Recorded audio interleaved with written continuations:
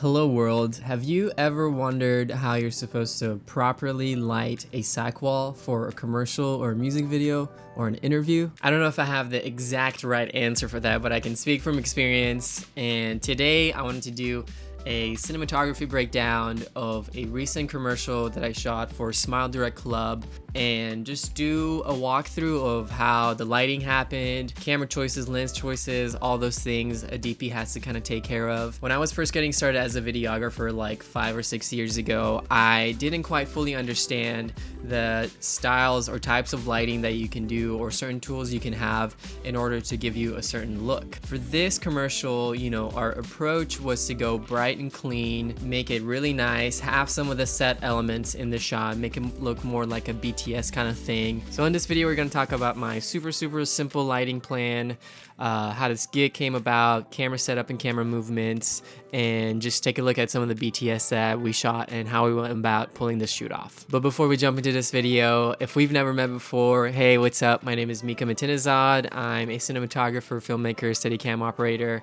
and I specialize in branding content, music videos, and commercials.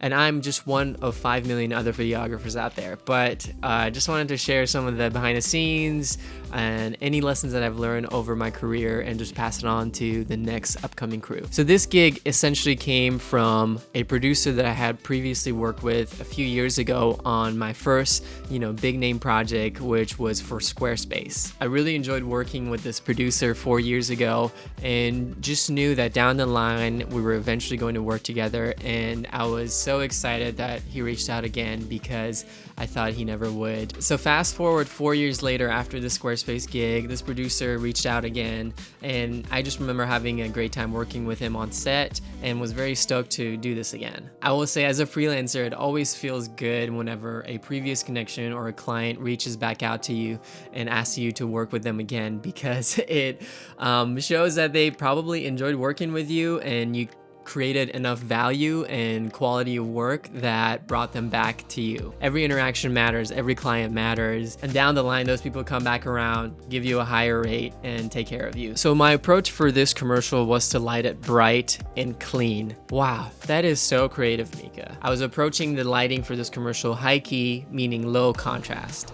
The challenging thing with shooting on a cycle is that you want to place your lights to where you're able to create the most depth between the person and the background, but also not be casting strong shadows from them. How I was able to deal with this is to just make every light setup super soft, nice, and clean. Overall, it's just a better commercial look because it looks clean, it gets straight to the point, and the lighting isn't distracting. So with the key light and the soft light, we had to flag off certain portions to where none of the spill came into the lens or hit any of the other areas of the room, because the other surrounding areas of the room were also, painted white walls, and we didn't want to just create additional bounces happening.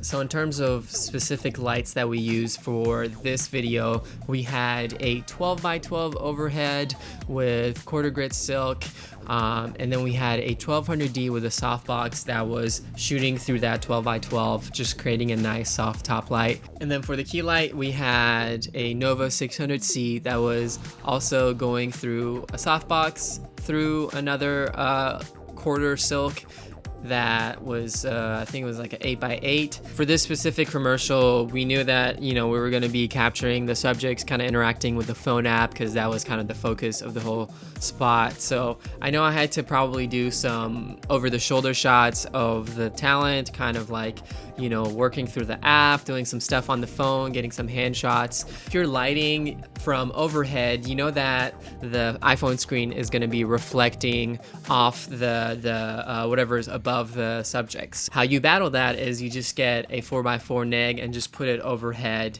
and just use a key light to just do a nice soft light on the hand, shoot from the shadow side.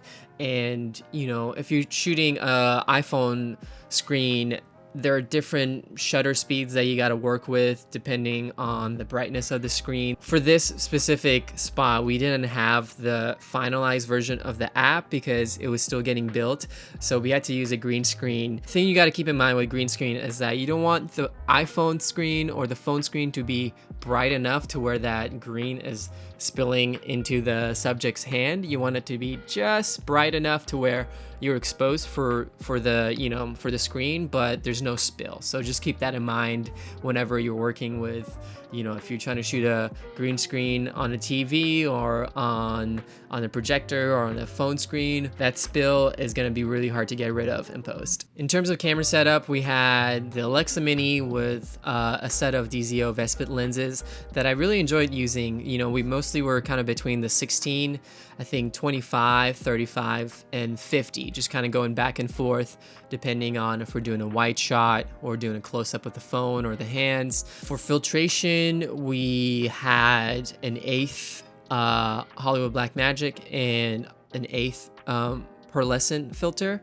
Blackmagic was to just kind of further or deepen my blacks. The pearlescent just helps kind of soften the skin a little bit. We got to keep verticals in mind nowadays. Most of the projects that I have to shoot on, the client asks that I frame for 9x16 as well. So a lot of these wider lenses ended up providing the right kind of ratio for the final video. One of the recent tricks or tips or whatever that I've discovered with doing high budget shoots is that you want to keep stop of ND always on your camera if it's a 0.3 or a 0.6, because a lot of times you light for the scene, you set up all your lights, you talk to the gaffer, either the director or agency or client shows up and they're like, this is too dark, like we need the whole setup to be brighter.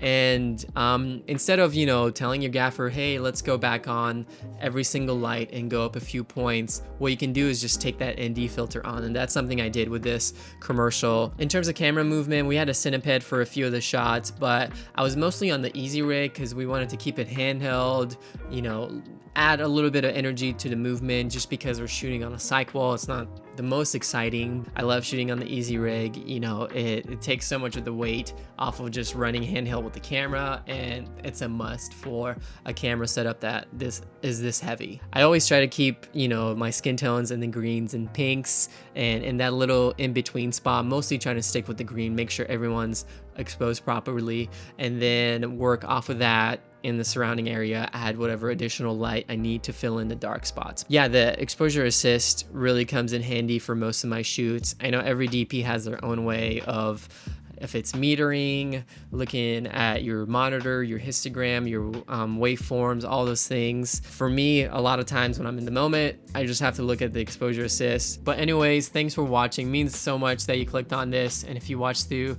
this whole video, I really appreciate it. See you soon. Make sure to hit that like, drop your favorite moment in the comments, and if you haven't already, subscribe. Vloggers. Bloggers. Like and subscribe.